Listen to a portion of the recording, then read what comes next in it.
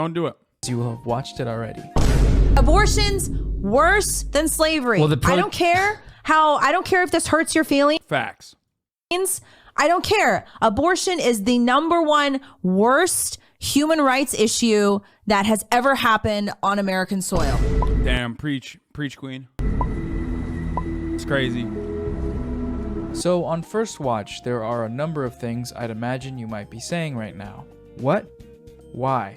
Abortion's how? Why? Worse Why? than Who? slavery. Why? I don't care. Stop. And those are all valid questions and thoughts. For me, I interpreted this clip as someone just doing what the kids call a little bit of trolling. We do a little trolling. It's called We Do a Little Trolling. It's long been a podcast promotion strategy to say outrageous things on your show, clip it, and then post it to TikTok and have it go viral as you get mercilessly dunked on and witness in real time a trickle-down boost of followers that actually happen to agree with whatever insane, exaggerated claim you might have been making in the original clip. It's the industry standard, and it makes for some truly fantastic and normal fan communities. I thought this might have been that, and perhaps it is, but the person in the video doesn't think so. Abortion is worse than slavery. People thought I was just trying to be provocative, but I mean this, and I'm going to unpack what I mean by this. It is...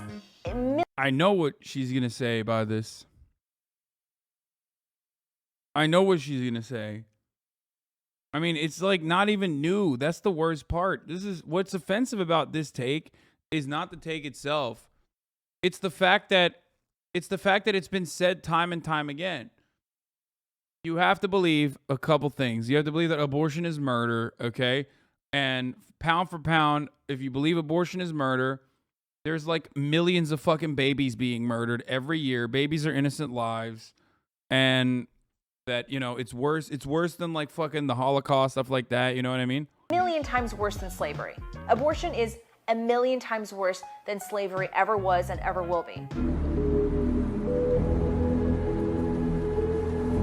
Make no mistake though, she was getting dunked on, ratioed into oblivion in the comments. They gotta stop giving people microphones. 40,000 likes. This better affect her credit score. 70,000 likes. She said that too loud. 70,000 likes. It got to the point where her TikTok account was actually taken down. And so of course she opened up a new one to thank everyone for the views by insulting them. And so you're just leaving people with this empty hole in their heart. They have no meaning, nothing. And then they take to Twitter, to Instagram, and they find something that feels like it's bigger than themselves. Yes. And then they latch onto it, and then they turn into bots. And also post workout videos where she does some stretches, which I assume must be some kind of warm-up for all of the mental gymnastics. Did you know that Black people are not the only race to have historically experienced slavery?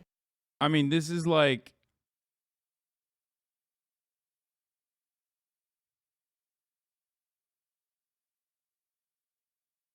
This is Candace Owens. Straight up. I know this is shocking, but pretty much every civilization in the history of mankind, at some point, their ancestry owned slaves. And the United States was one of the first countries to abolish it very quickly and efficiently. So if this person is already being dragged through the mud for this on its face horrible and racist take, then why am I making this video? Well, to be honest, the more I looked into it, into who this person is, the rhetoric they are using, and how it relates to other similar pro-life rhetoric outside of this context, the more I found this whole story just interesting. I'm interested in the contradictions found within extremist pro-life ideology. I'm interested in the divide between general TikTok audiences and far-right religious podcasters. And I want to talk about all this stuff. So that's what we're going to do today. But before we do, first, a quick word about today's video sponsor, Ren. We all emit CO2 with photos of this person's social media information. The reason I've decided to do that is that they are still small. Like, even though she's been on Candace Owens' show and has a bunch of Instagram followers for her fitness page thing, the podcast they have is still under 20,000 subscribers. Small enough to where platforming them can really only draw the wrong sort of attention to the account. 11% of Americans believe that even in cases where pregnancy threatens the pregnant person's life or health, abortion should be totally illegal. 15% of Americans believe that even if the pregnancy is the result of rape, abortion should still be totally illegal. I'm sure you all saw the news about Roe v. Wade and, you know, Texas's bounty hunter abortion law. So basically, I don't want to get these groups of people congregating as fans of a podcast or anywhere else. But okay, so this show is just like a uniquely horrifying gem of conservative, it's almost performance art. For one thing, you have the lady, who we already saw say that crazy stuff, certifiably a right-wing religious extremist. She used to work for Candace Owens. Oh my gosh, I love this. I worked for her for over 2 years. I was her very first hire, so I can't wait to tell her that I'm the Asian Candace Owens. She's gonna love it. Love it. Which makes a lot of sense, actually, given Candace's propensity to downplay There it is. Go ahead. the severity of American chattel slavery. She's got a whole PragerU video on it. Here's the first thing you need to know. Slavery was not invented by white people. They're so basic. They're so basic. They're so basic. All their fucking takes have been said before. Conservatives love conserving talking points and nothing else. Okay? Conservatism is just the conservation of talking points. Like, since the fucking first caveman decided maybe we shouldn't actually use this wheel thing, okay? I don't know. We should go back to a time when we didn't have fucking wheels. Since then, conservatives have just been conserving the talking points. Kitty Mouse. What the fuck? Mouse Matt podcast merch when? Bro, this is like literally one step closer to getting me banned. Like, what is wrong with you? Why did I click on that? See, this is my problem. I trust chatters that have been long-term community subs for a little too much. The word slave actually comes from the Slavs of Eastern Europe. Millions of them, all white by the way, were captured and enslaved by Muslims. Thank you, Candy Owens. She has certain opinions on trans people. Have you noticed? Damn, bro, this is like anti-Ottoman bullshit, by the way. I'm just going to point this out. We already talked about this with Matt Walsh. I'm not going to get into it again. You know what I mean? When he was talking about fucking white person trafficking. We did talk about that extensively when Matt Walsh was doing the same exact argument. Again, conservatives love conserving talking points. A little bit funny that like Candace Owens is a black woman also, you know, using the most like the most awful like anti-black. Matt Walsh reacted to your react on him on slaves. Yeah, I don't give a fuck, dude. Matt Walsh can react to my cock in his mouth. How about that? That there are no trans men dominating men's sports, but there are plenty of trans women dominating women's sports. Funny how that works. Wow, what a surprise that she would say something like that. I'm so confused. The conservative media worldview is never this predictable. And then you have the show's co-host, who I would describe as being like fuckboy inside out dad. Like there's fuckboy Aladdin, right? Aladdin biting his lip with tattoos and a beanie. This guy is that, but for the dad from Inside Out. And he's an interesting presence on the show, because while he will say absolutely disgusting, heinous shit, like insinuating that rape victims shouldn't get abortions because they need the baby for DNA evidence. I got a lot of pushback when I said something like, why are women who are getting raped getting abortions? Isn't that killing the number one piece of evidence they have against their rapist? Dude, that's such a good take, man. Never heard that one before. Oh, wait. Matt Walsh said that.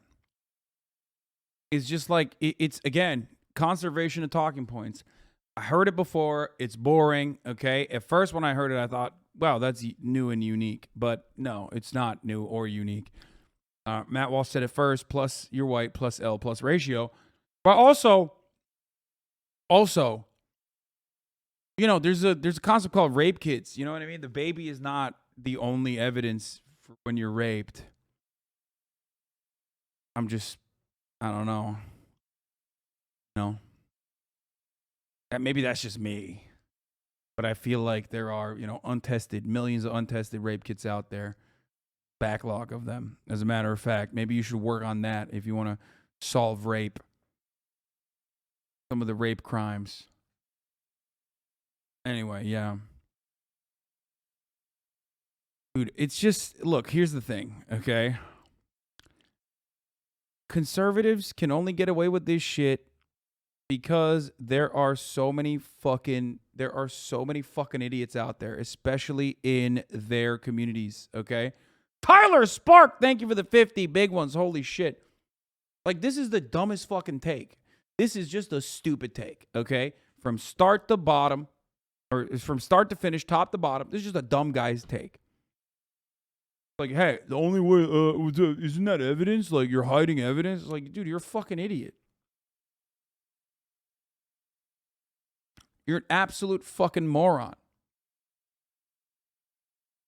There's a million different things you could do before you chose this as a reason for why you need to make a 10-year-old carry a pregnancy to term, you fucking monster.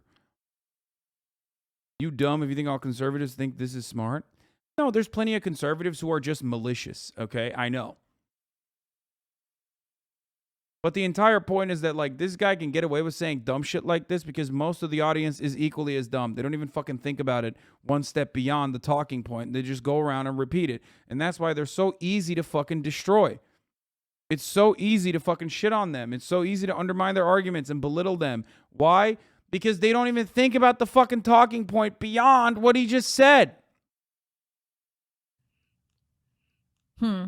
Right? He will also be the one to weirdly jump to the defense of people who've had abortions. And I'll also say to the right, let's not immediately fly off the handle at women who have had abortions, because they probably, I'd say a lot of the time, they're probably in a bad way. Or talk about how Christian Walker is just playing a character and he's not really like that, to kind of try and defend him from the co-host who just doesn't want gay shit a part of the conservative movement. I'm telling you, I think it's a caricature. Like, that's a Saturday Night Live caricature of a gay conservative. Oh God, everyone is a fucking dude. Everyone is a lib, dude. That is this guy unironically is just like a fucking Brooklyn soy guy. Okay, like what distinguishes this man from the aesthetic appeal and the language that he uses and the way he fucking carries himself? What is the difference between him and any number of other like Brooklyn soy podcasters? Okay. Just that he's what, right wing? Is that it? Oh, okay. Like he just fucking cranked the racism dial. Sick. He is just, he's just as much as an article head as like the millionth podcast host, okay? Yeah. That's what I think that is. I can see that. And again, I don't like the gay stuff being in the movement. But okay, so let's just go through some of the arguments that this person makes for the claim that abortion is worse than slavery. You might think that this isn't necessary because of how self-evidently ignorant that statement is, but I do think it's necessary because abortion being compared to things like murder, slavery, and the Holocaust, aside from being a very dangerous precedent to set, is also not a new phenomenon. United States politicians and government officials have used the slavery analogy before. The Holocaust comparison specifically was a staple of the early pro-life movement. It was even employed in 1985 in court to defend a couple of young men who happened to be caught placing bombs in abortion clinics. Oops. 40 years ago, if the bombers had sabotaged concentration camps, they would be heroes. In World War II, my father commanded a rifle company that liberated Landsberg, where Hitler wrote Mein Kampf. My father saw pile upon pile, thousands of emaciated bodies. Why did the bomb? You know who else did that recently? Some fucking family YouTubers, you know what I mean? As if family YouTubers aren't already causing many abortions, okay? God damn. What was the fucking family that did that?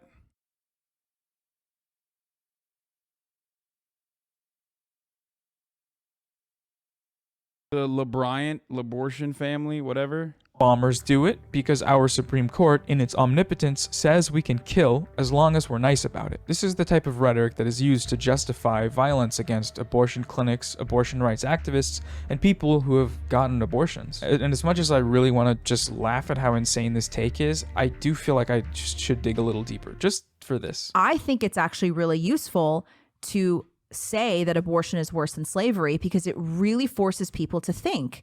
Because what's the worst human rights issue that everybody talks about? Slavery. And yes, of course, it was heinous, it was wrong, it was immoral, it was disgusting. We all know that. But once you put slavery and abortion in the same sentence, it really forces you to understand the true atrocities of abortion. Okay, so a couple things here. You never want to find yourself setting up a point by saying, of course slavery was bad. But this happens way more times on this podcast than it ever should on any podcast, and it's fascinating to watch. It's not to say that slavery is good or okay or just. Okay. It's obviously still bad and disgusting. But again, I'm not defending I can't even believe I have to say this. Obviously, we're not defending slavery. But obviously, slavery is one of the worst things that human beings have ever done to each other. But the thing about slavery is that you still have a right to life.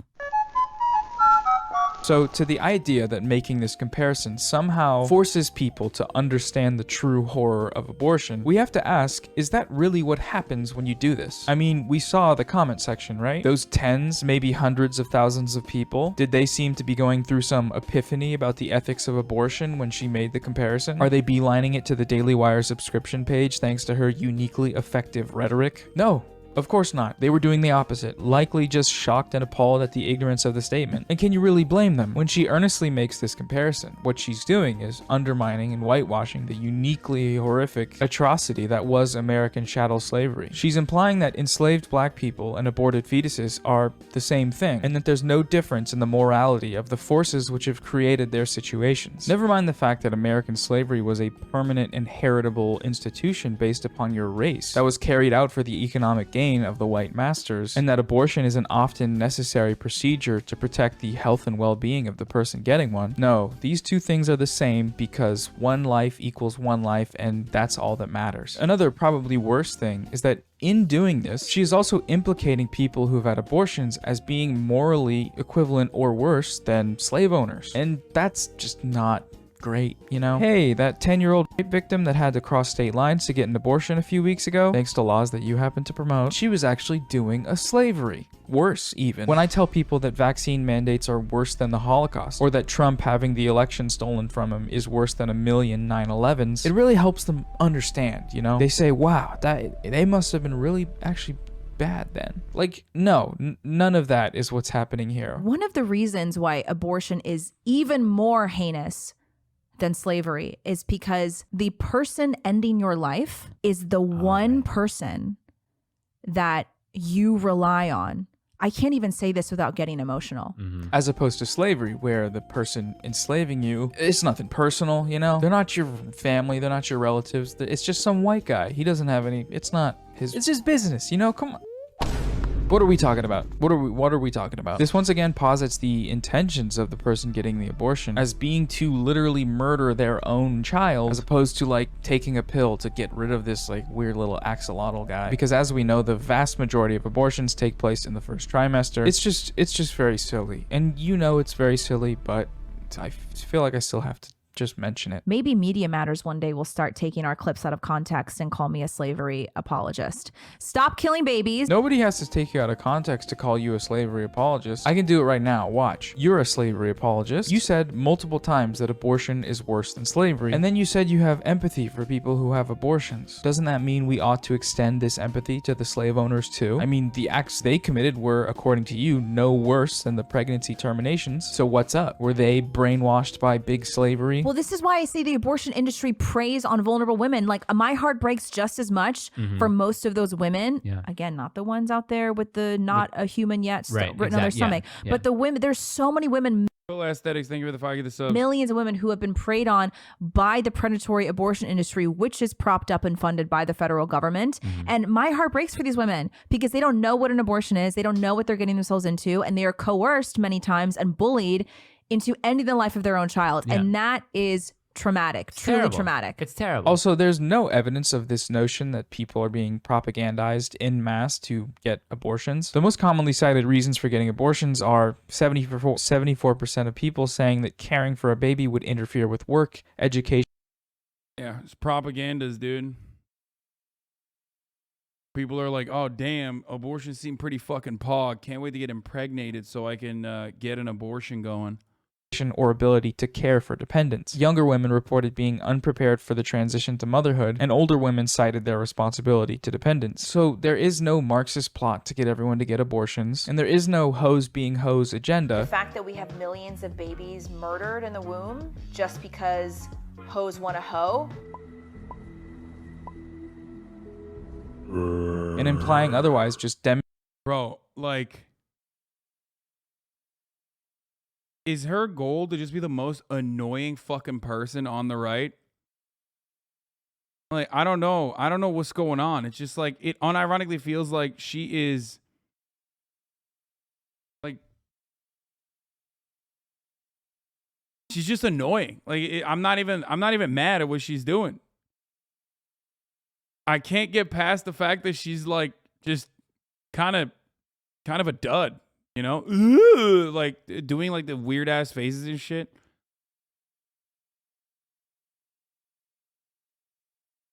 It made Alex Jones a fuck ton of money. Guys, you are literally comparing the top dog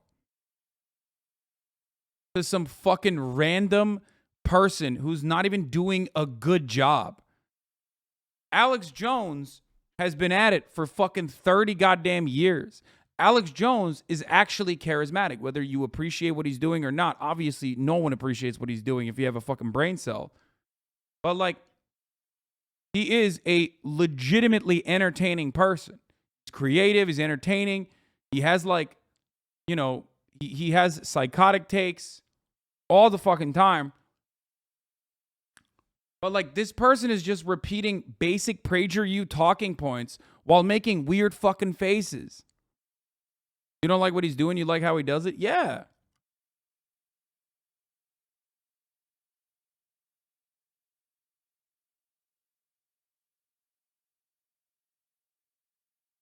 That's sexist to say she isn't entertaining? Well, call me fucking sexist then, okay?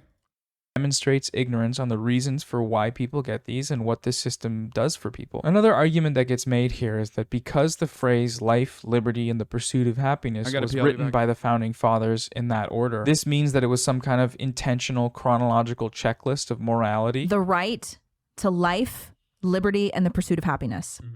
Listen to that order. What does abortion take away? It takes away the right to life. And do you think that our founding fathers just threw those words together willy-nilly, nonchalantly, without ever thinking about them? You think the order of those words doesn't have any meaning? Those words are in that order for a very specific reason, because the right to life is the most important, the most crucial, and the primary right that we all have. A couple of things here. First, when we're having discussions about the morality of slavery, I don't think the founding fathers are the people that we should be consulting, seeing as, you know, at the time they wrote those words, they owned slaves. So even if she's right about the intentions of the order of the words, why would that matter? For black people in America, all of those words were a lie. Secondly, you may see where this argument is leading to. If she's making the case that abortion strips all of these rights away from fetuses, and that this process is worse than what happened with slavery, then does she mean that slavery didn't do that? Well, her answer may shock and surprise you very much. Your right to life, it can't be given to you or taken away from you by the government.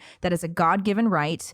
And it comes before liberty and the pursuit of happiness. Obviously, because if you're not alive, liberty. You can't have liberty. You can't have a right to the pursuit of happiness. Now, again, I can't even believe I have to say this, but I have to say this for all the dum-dums. Obviously, slavery is one of the worst things that human beings have ever done. But the thing about slavery is that you still have a right to life. You are at least alive. Okay? You are alive. Now, do you have a right to liberty and the pursuit of happiness? Yo! That's awesome. Okay, see, like, we got some new ones. We got some, I hadn't heard that one before. You know what I mean? Like,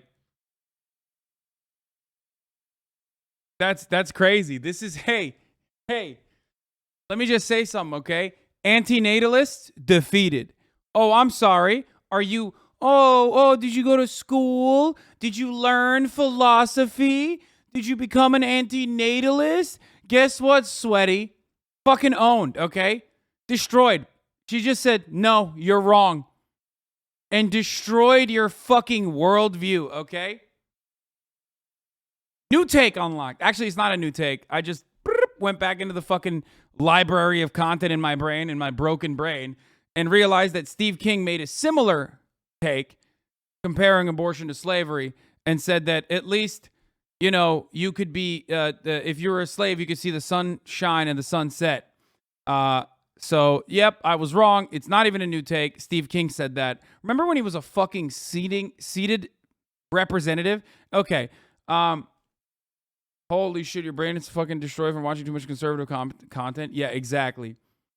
I do love that, though. I mean, she just basically destroyed the antinatalist argument by just saying, you know, no.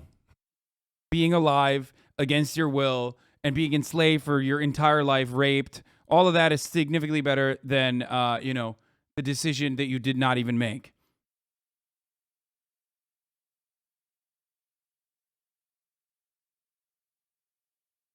That's great. Not. Right. It does kind of depend on like the Here it is. slave owner. Here it is. I spent Juneteenth all day in the hot sun hoeing. Right, when Steve King is hoeing, it's all good, right? Hypocrites. Pulling weeds and thinking about what it would have been like to be a slave. At the end of the day, I thought about what it would be like to be an aborted baby. I got to see the sunrise and the sunset. That's his take.